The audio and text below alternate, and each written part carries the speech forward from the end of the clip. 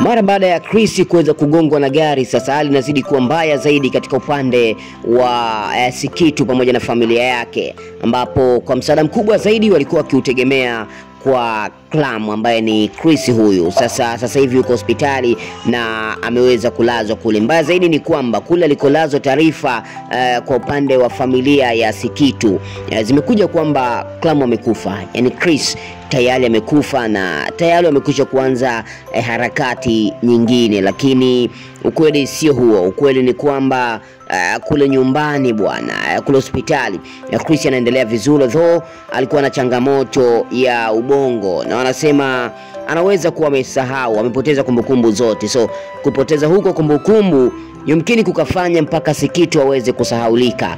Na wakati huo tumeona Nagwa akikamatwa katika gari na kaka yake na Chris. Ni kaka ambaye yeye afahamu kama ni kaka yake na yeye ndio yuko nyuma yake, yupo pale kwa ajili ya kuweza kumsaidia. Sasa unadhani nini ambacho kinakwenda kutokea hapo?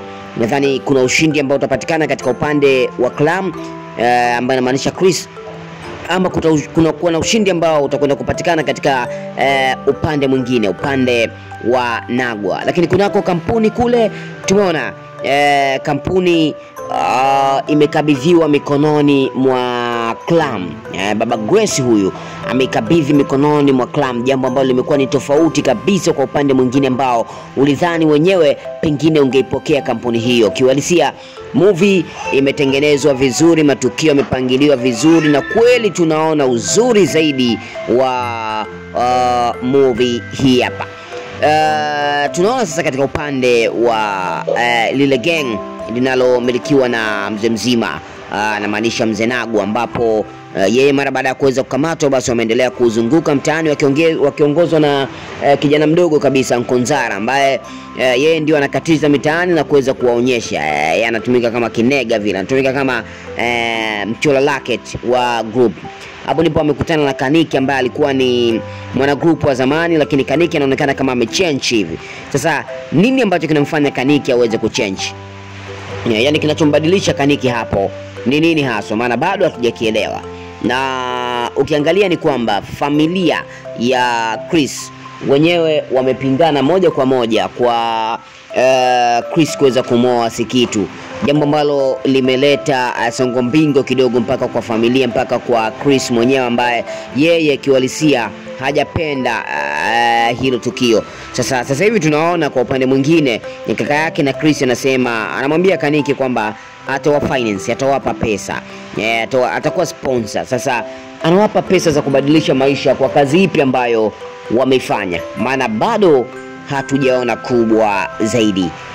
It's okay. All in all, katika movie hii sasa hivi tunaona kuna jambo jingine ambalo linakwenda kupikwa, jambo jipya kabisa. Upande wa pili tumeona tayari umekuja kuandaa mashambulizi na vijana wamekuja kuandaliwa ambao watakwenda kumdili Clam pamoja na familia yake. Na tunamwona Mr. Kipara, yeye ndo amesimama kama msuka mipango. Yeye ndo anasuka mipango yote kabisa kwenda kumwangamiza Chris. Unadhani atafanikiwa? Na kama atafanikiwa, je, ni kwa kiasi gani? Lakini kwa upande wa pili ambapo tunamwona Chris yeye anapambaniwa na kaka yake, lakini tumemwona mzee mzima pale ambaye ni kijana huyu Kaniki ambaye ni kaka wa Sikitu, ambaye anaonekana kurudi katika crew ya kaka yake na Chris. Lakini vipi kuhusiana na Nagwa kule? Vipi, atateswa tu ama atachukuliwa na kuingizwa katika crew ya Mr. Clam na watasimama pamoja? By the way ni kwamba movie hii si movie ya mapenzi kama ambavyo tunaona. Hii ni movie ya ambayo ipo kwa personal interest, yani wanagombania vitu fulani. Upande wa kina Chris na upande wa kina Grace na upande mwingine, yani kuna pande tatu ambao wote wanagombania kitu kimoja. So nani ataibuka kama winner?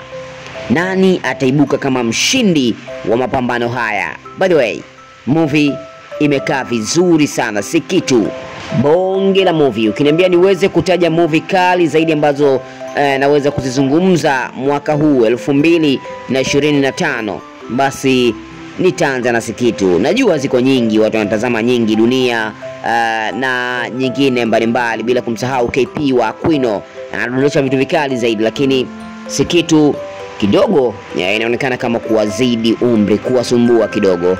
All endelea kwa pamoja nasi, tutaendelea kukuletea chambuzi zote za movie na tunajiandaa kwa ajili ya kudrop episode namba 16.